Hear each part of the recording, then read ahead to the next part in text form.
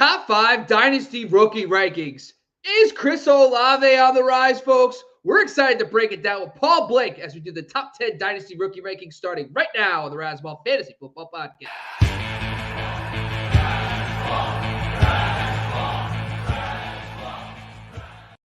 Welcome back, folks, to another episode of the Razzball Fantasy Football Podcast. I'm your host, Bobby Lamarca. I hope you had all a great holiday celebrating your July 4th. If you missed the fireworks, we got some fireworks today on this show as Paul Blake breaks down his top 5 Dynasty Rookie Rankings. And the best part, too, is it ain't cookie cutter, folks. Take that cookie cutter shit. Get it out of here. We're bringing you the hot takes. We don't have that typical stuff here at Razzball.com. Before we jump into the top 5 rankings, make sure you're following us across the board. Make sure you're jumping over to Razzball Fantasy on YouTube. Subscribe. If you're following this right now, please go subscribe. Leave a comment. Tell Paul how you feel about those rankings right on YouTube. Also, make sure you're checking us on IG and TikTok for daily content. We're dropping videos there every single day. Shorter clips, bite-sized stuff for you. And also make sure you're going to Razzball.com, folks, because we don't just do football. We got basketball, hockey, and, of course, the flagship, baseball. All right, let's get him in here. Let's bring in my co-host for today.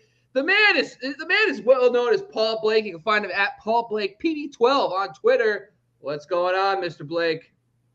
Hey, Bobby, how's it going, man? Nice to see you again. Oh, I know. The holidays were fun. We had a little break, took some time. You know what? I'm ready to go. I'm tired of breaks. We're ready to talk about your Dynasty Rookie Rankings, the top 5. And better yet, your article is dropping the top 30, I believe, over a next day or so. So we're excited to have that dropping on the site. So make sure you're checking out on Friday for the top 30, right? Top 30 players? Well, I'd start with the top 10, but I can keep top 10. So I'll do top 10, and then I'll do 11 through, I think, 30 from there. No, you know what? Look at me. I'm looking this up. The holidays, I'm like, you had so much time. I'm crazy. Just top 10 is perfect. Let's dive into it, folks. Let's get into top 5. So today's show is to really narrow it down. Over the last few weeks, we've kind of looked at players you were higher on and lower on, and we're inviting guests on to, have a little debate. But today is just the hot top 5 picks. We want to talk about, if you gathered a bunch of rookie picks in your dynasty league and you have a couple spots at the top, we want to know who you should be pulling the trigger on. And these are very important picks because they could be immediate impact players. So we're going to start at 5, go down to 1. So why don't you start at number 5? Who do you have at 5th in your rankings for your dynasty rookie rankings?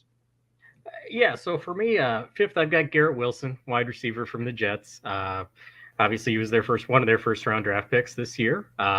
It jumps right into an offense that is completely reloaded. So, quarterback Zach Wilson, he must have been praying to Brigham Young or John Smith or whoever the heck it is that they pray to. But whatever it is, his prayers were answered. He got loaded up with talent. The Jets, they added a player we'll name later on this list at the top. I think most people know who that is, a certain running back from Iowa State. But they brought back Braxton Berrios. They brought back, they've got Michael Carter coming back. Of course, they've got Garrett Wilson. Love their pick and Jeremy Ruckert at tight end. Corey Davis is back. Elijah Moore is back. They signed Laken Tomlinson, beef up the offensive line. This Jets offense went from the dregs of society to maybe the upper echelon. I mean, I think they'll at least get into the middle of the pack here. And one of the benefactors, this is going to be Garrett Wilson. I kind of joke around about Zach Wilson here, but he was quite good at the deep ball. And I think that's going to be Garrett Wilson's job number 1. I think we see Elijah Moore kind of working underneath. Obviously, Berrios is a great slot receiver, return man. Hall's kind of more your possession receiver. I think the guy who's going to take the top off the defense is going to be this cat right here, Garrett Wilson. And I think he's going to cash in big on Zach Wilson's big arm and those deep passes that were one of the few things he did well last year. Okay. Yeah, I mean, listen, this team does have a decent amount of opportunities. In my analysis, just under 200. But the biggest problem for him is that Elijah Moore and Corey Davis missed time last year, and neither of them got like a plethora of targets, but 77 and 59. So you have to think they're all going to be kind of competing for those extra targets. So not sure if it's a true Jamar Chase situation where there's just a boatload of upside. I don't think a lot of us think that either, but still exciting. He's going inside the top 100 for regular redraft. So I am excited about Garrett Wilson as well. Let's jump down to number 4. Who do you got at 4? 4, I got Drake London. That's a little bit lower than some people will have him. And quite frankly, if you want to argue him all the way up to number 2, you're not going to find much of a fight from me. I really do like Drake London, big, athletic guy, going to be playing on the perimeter, which is going to be great for the Falcons because they'll probably have Kyle Pitts kind of working in the middle there. But Drake London, I don't know if he'll lead the team in targets. I think he's still probably behind Pitts. Who knows what's going on with Cordell Patterson? But what I really like about this Falcons team is that I think they're going to be the bully birds, man. These are big boys that they've got coming at you. They got Marcus Mariota, who, he's 6'4", 6'5", 225. You got Drake London, who measures in about that size. Cordell Patterson, 6'2", 220. Obviously, Kyle Pitts, 6'6", 245. These are a lot of big boys that are going to push people around. And I really like their coach, Arthur Smith. He's going to kind of bring that Tennessee Titans vibe to them. Now, they need a running back to step up. I'm not a huge fan of Tyler Algiers, so we'll see how that run game gets going. But if they can't get that going with Algiers, it's going to be running with Mariota, and Mariota is going to be heavy on the pass, and he's going to want to get that ball out quick. And Drake London's a good guy to get the ball to because he's quite good after the catch as well. Tough guy to bring down, being that big and that strong and that fast. Yeah. So now the consensus Dynasty ranks. Now make sure you're checking out our Dynasty ranks over on Razzball.com. We have 8 great sites on there, along with Paul Blake's. They have them at 2, so you actually are lower on Drake London at 4. However, here's a couple things. Number one, there's not a lot of teams with more opportunities than the Atlanta Falcons. They have 252 new opportunities potentially for him to step in and grab. The number 1 wide receivers with Mariota have not been bad either. You have Rashard Matthews, wide receiver 23 and wide receiver 35 in his 2 seasons. Corey Davis was wide receiver 38. So between bottom low end wide receiver 2 to high-end wide receiver 4, and Drake London's going outside the top 40. So I do think he can make an immediate impact in 2022. Let's jump down to number 3. Who do you got at 3? 3 is Chris Olave. This is a guy who moved up just a little bit for me. I love Chris Olave. I love you'll see it in the article when you read it a couple days from now, but this guy's just effortless and smooth. You'll see smooth as probably the most common word used to describe this wide receiver. And where that really comes in and is beneficial is he looks the same every single time he breaks off the ball. So off the line of scrimmage, his route looks the same every time. And it kind of works, it's baseball season, so I'll use an analogy like tunneling, okay? So the pitcher releases the ball at the same point every single time. Hitter doesn't know if it's a changeup, curveball, fastball, gets on him quicker. He's not expecting that. That's kind of the same thing for that corner who's trying to cover Olave, because every break off the line of scrimmage is going to look the same. And if that corner kind of settles back on those heels just a little bit, Olave's going to run right by him. But he can also turn around on a dime and run that hitch, or he can run that cross. And he's actually pretty good after the catch. I know a lot of people don't really talk about that much about Olave, but he is quite good after the catch. Obviously, what I'm worried about is Michael Thomas. Who knows what we get out of Michael Thomas? The other big worry that we have is, the offensive coordinator, Pete Carmichael. Is this guy a yes man? Was he just sitting there and just saying, yes to the previous coach, Sean Payton, and just saying, yeah, Sean, looks great. Let's go with that play call. Or was he actually coming up with some of this stuff himself? Hard to say, because the Saints offense was garbage with him last year. So I don't know if Carmichael's up to the task. I don't know what's going on with Michael Thomas, but I love the talent of Olave. And Jameis Winston's got a big arm. They kind of reeled him in last year, kept him close to the line of scrimmage. But I think Jameis wants to be Jameis. I bet he wants to spin that thing down the field. And if he wants to do that, Olave is a much better target, I think, than Michael Thomas, who might be a little bit slow getting out of the gates, whereas Olave, like I said before, is going to come charging off that line of scrimmage with relative ease.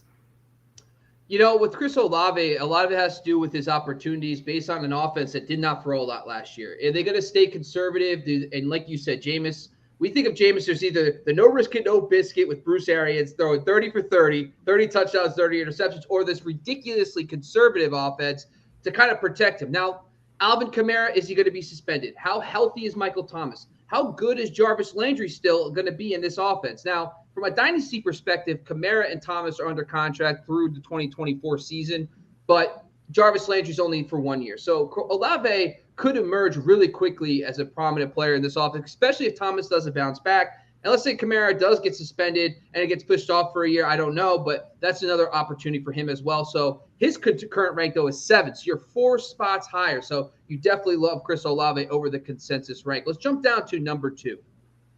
Yeah, so these last few receivers that I've listed off, I think they've all got a fair shot at taking over kind of the lead role for the targets for each team that they're on.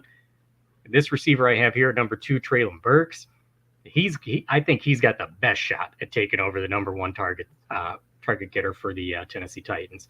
I think he does basically everything that A.J. Brown does, and I think I wouldn't say he does it better, but he's a close facsimile. He's really good at running those crossing routes. He can catch that crossing route and take it to the house. Really good after the catch. He's also quite good on go routes. At Arkansas, they kind of pigeonholed him into the slot receiver position, and he wasn't really all that good at it. This is a big guy who I think works better on the perimeter. And the few shots he did get on the perimeter at Arkansas, he was really successful. So I expect the Titans to kind of put Robert Woods in that slot position. And maybe Woods, challenges him for targets, but I don't think he does as much with them. And I think Tannehill, much like Winston, he likes to push it down the field a little bit. He's got a big arm he wants to show off every once in a while.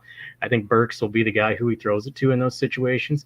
And I think Burks kind of does some work after the catch that surprises some people, where I think Drake London is probably most likely to lead all the rookies in touchdown receptions. I think Burks is probably most likely to lead all the rookies in receptions. Okay. Well, now Burks, listen, there's no team with more opportunities than the Titans. They have literally, I feel like every player who caught a pass is gone last year. 371. I can't even fathom that. But that's how many available opportunities they have from this year. It's a combination of the available targets plus the potential drop back in attempts, essentially, is what I do for my analysis. A.J. Brown, his rookie season, was the wide receiver 21, but over the second half, he was the wide receiver 5. So Burks might get off to a little bit of a slower start, but man, oh man, he could definitely make an impact in year 1. So I do like this. His current consensus, though, is number 6. So this is another guy you're a lot higher on. So if they're following Paul Blake, you're going to get a lot of Treylon Burks. All right, the last one. I'm sure a lot of people are going to be shocked here, but let's get into it. I know, a biggest shocker. But one more point on Burks real quick is don't get too hung up on this asthma stuff. I think he's going to play. I wouldn't worry too much about this. He was able to play in Arkansas. It's hotter than a 2-peckered puppy down there in Arkansas. You know what I mean? He can definitely, if he can handle Arkansas, he can handle Tennessee. So I think he's going to be on the field. So don't worry about the asthma stuff. Back to my boy, Breece Hall. This is bar none 1-1 for me. He was 1-1 in my pre-draft rankings. He's 1-1 after the draft. Michael Carter fans are kind of a little bummed. I get it. Carter did show some promise. But man, Breece Hall is going to be the number 1 back here. I don't see any other back drafted in this class is going to take over the RB1.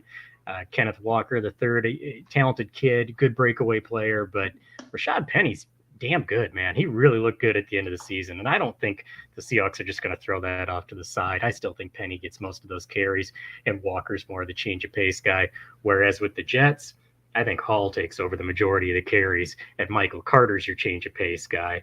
He was the best running back the past 2 years in college. He's going to be the best rookie running back in this class. We talked about a comp of Matt Forte. I've heard other people kind of saying that like we did. I think we were one of the earlier ones on that. So good work on that, Bobby. Yeah. But yeah, I mean, I see a lot of Matt Forte in here.